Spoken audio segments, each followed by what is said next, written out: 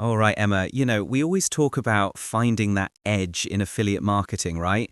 And for me, the first thing aspiring marketers often get stuck on, it's traffic.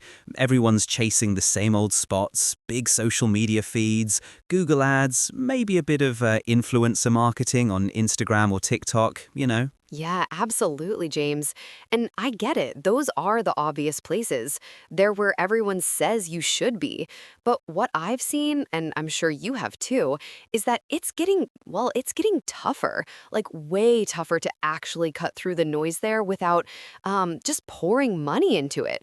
And even then, sometimes it just feels like you're yelling into a void, right?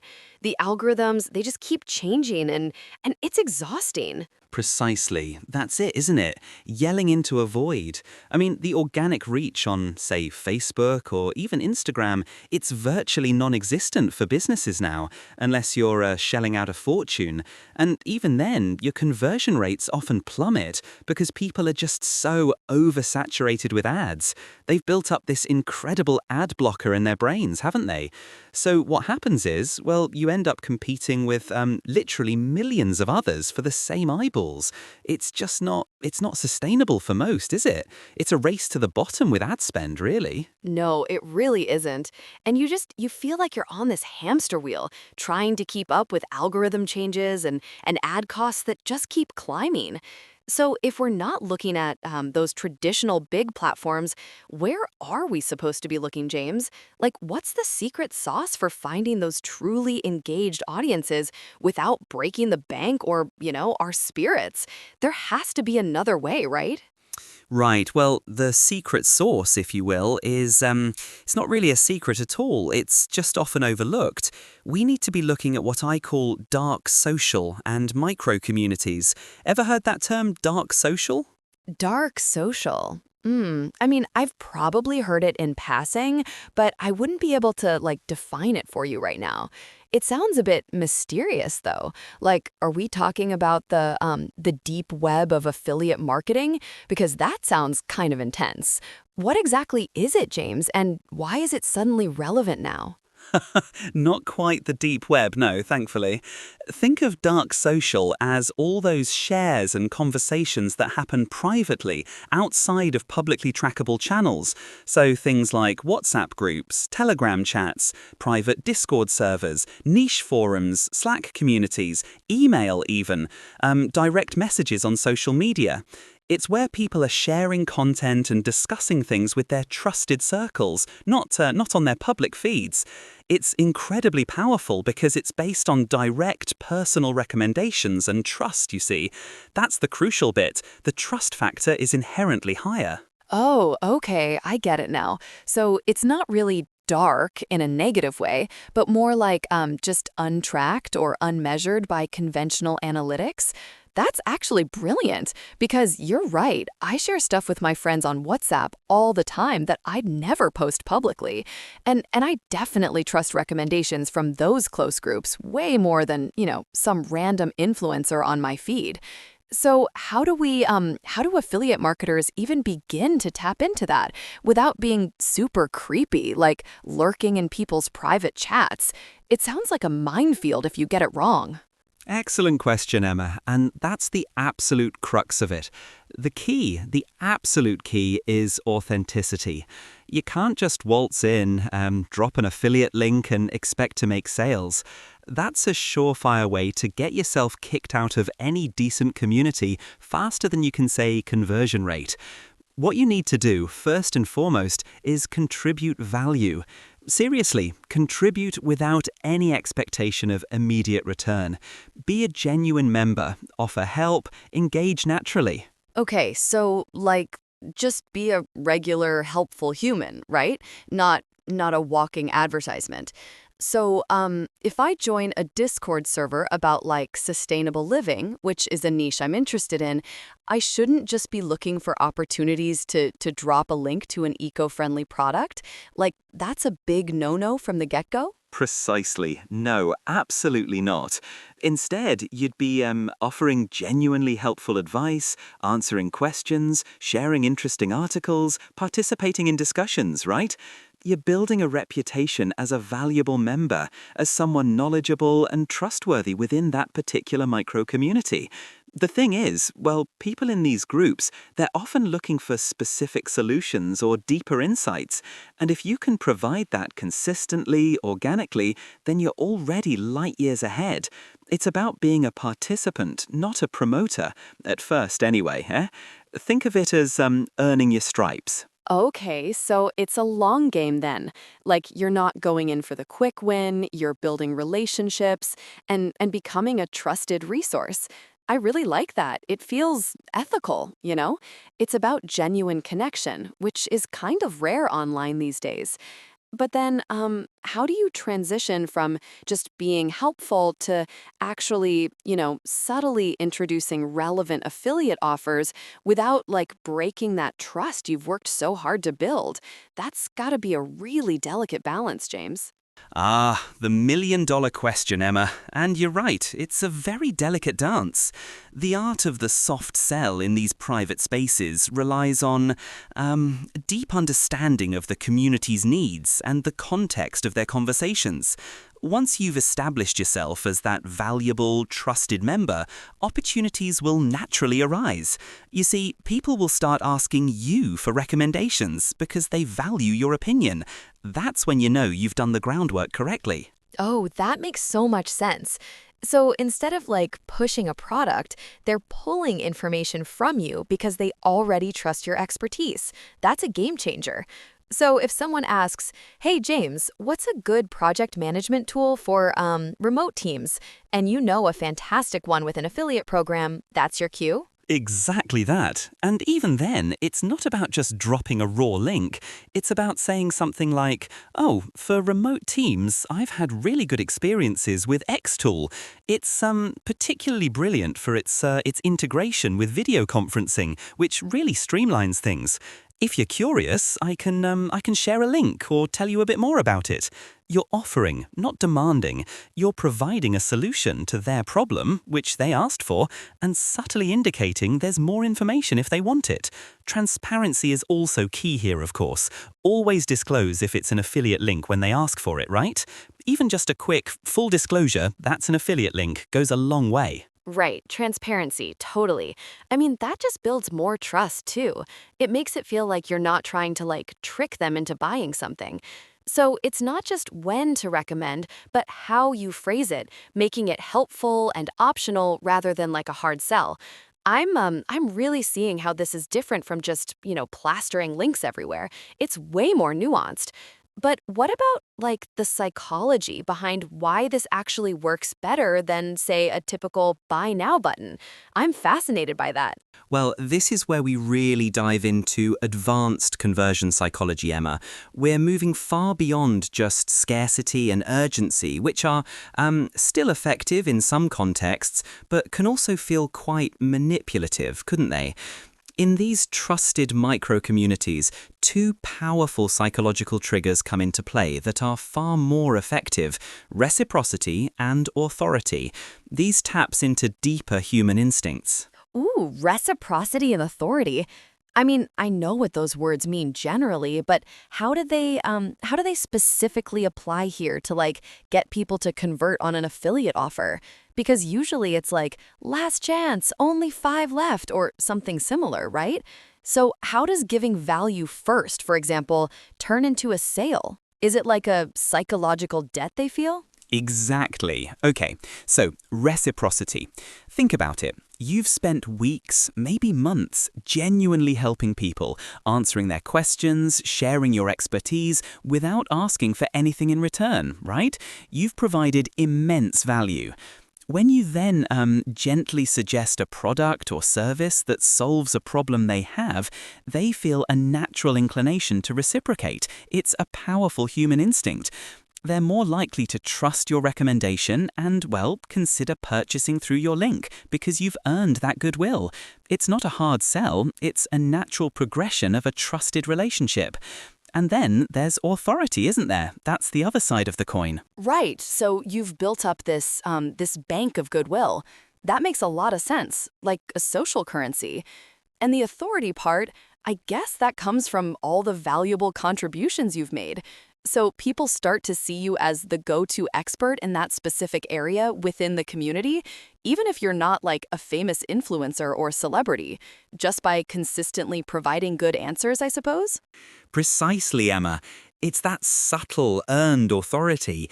You don't need a million followers. You just need to be the person that others look to for guidance within that specific niche. And hand in hand with that comes social proof, but not in the way most people think of it. We're not talking about thousands of anonymous reviews on a product page. We're talking about real social proof within the micro community from people you actually know and trust. Oh, okay. So, like if I recommend a tool and then other people in the group start saying, oh, yeah, I tried that too, and it's amazing. That kind of like organic validation from trusted peers, that's way more convincing than like a generic testimonial video, right? Absolutely. That's it. When you recommend something and then another respected member chimes in saying, yeah, James is right. I've been using that for ages and it's brilliant. That's incredibly potent. It's far more influential than some sponsored post. And this naturally leads into the idea of leveraging micro-influencers within these communities. These aren't your Instagram celebrities. They're simply the most active, respected, and well-listened to members of a niche group. Identifying them and potentially collaborating can amplify your reach immensely. You know, it's like finding the head prefects of these digital schools, isn't it? They already have the ear of the community. Wow, that's a brilliant way to put it, the head prefects. So it's not about paying someone with a huge following who doesn't even really understand the product, but finding someone who genuinely resonates with the community and already has that built-in trust. And their recommendation, it carries so much more weight because it's authentic. So it's like you get a ripple effect from their influence, but it's a trusted ripple, not just a broad, untargeted splash. I really like this angle, James. It feels so much more organic and sustainable than just chasing numbers. Exactly. Sustainable is the key word there, Emma. Because when you approach affiliate marketing this way, you're not just chasing one-off sales, you're building genuine relationships, establishing yourself as an authority, and essentially cultivating a loyal audience that trusts your judgment. This isn't about quick bucks. It's about building long-term, valuable assets for your affiliate business. Your reputation, your network, the goodwill you've accumulated. These are all intangible assets that contribute to ethical scaling, and they compound over time. Right. So it's not just about like getting a commission today, but building a foundation for consistent future commissions and referrals. It's like planting a tree instead of, trying to catch all the falling leaves. So how does this approach help with scaling then? Because if you're engaging in like specific micro communities, it sounds like it could be quite time intensive rather than something you could easily scale up and replicate broadly. That's a fair point, but it's scalable in a different way. You start with a few key communities where your niche truly thrives. As you gain expertise and traction, you can identify similar communities or even create your own private groups around a very specific sub-niche. You're building repeatable processes for engagement and knowledge sharing. Plus, the trust you build in one community often cascades. People talk, don't they? And the longevity of the relationships means higher customer lifetime value and repeat purchases, which is inherently more scalable than constantly acquiring new cold leads. It's about quality over sheer quantity, you see, and that quality ultimately multiplies. Oh, I get it. So you're not scaling by just adding more places to blast links. You're scaling by like deepening your roots in high quality spaces and then replicating that strategy.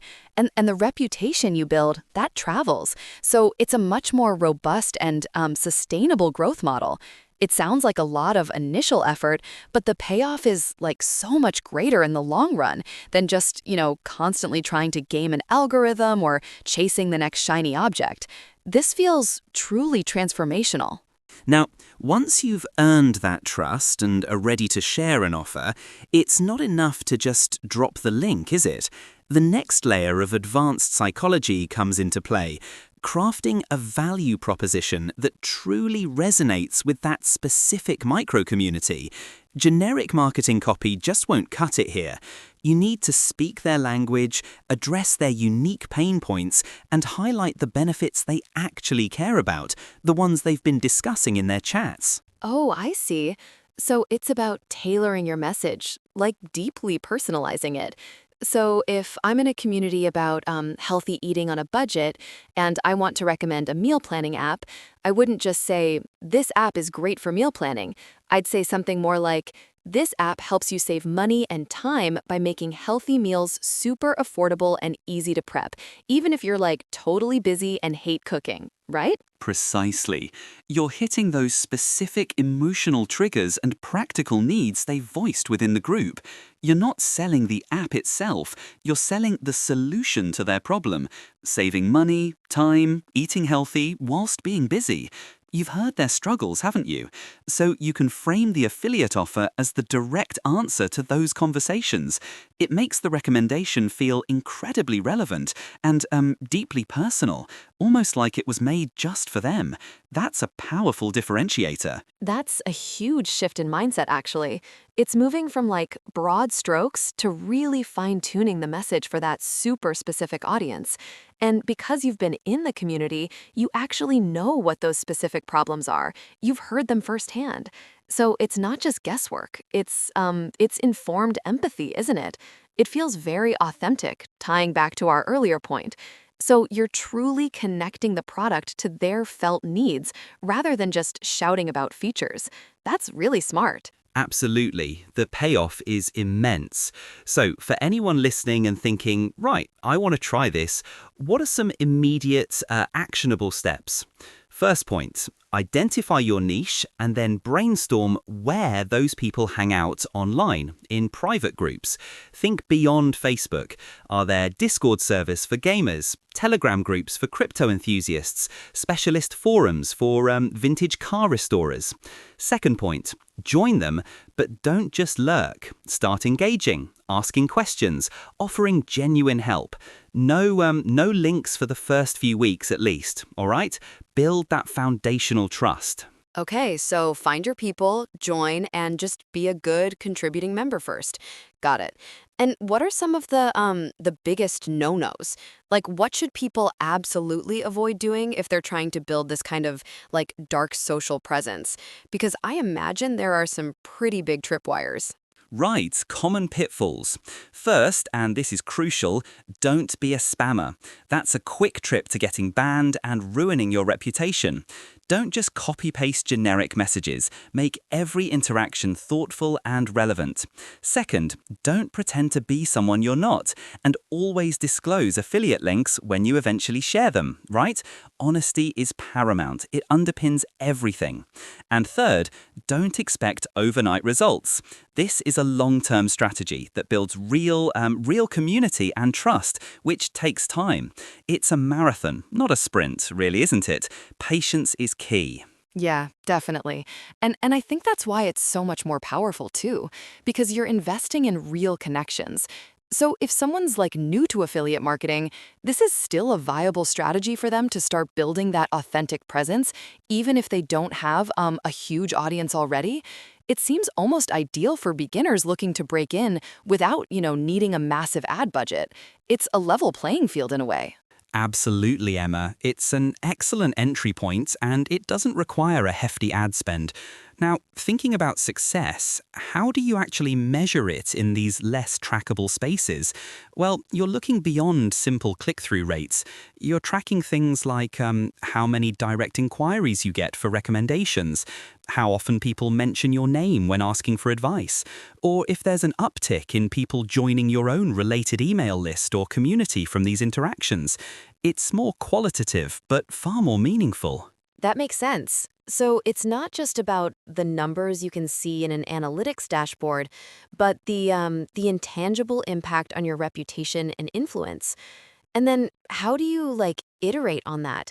Once you've been in a community for a while, how do you keep refining your approach to make it even more effective? Good question.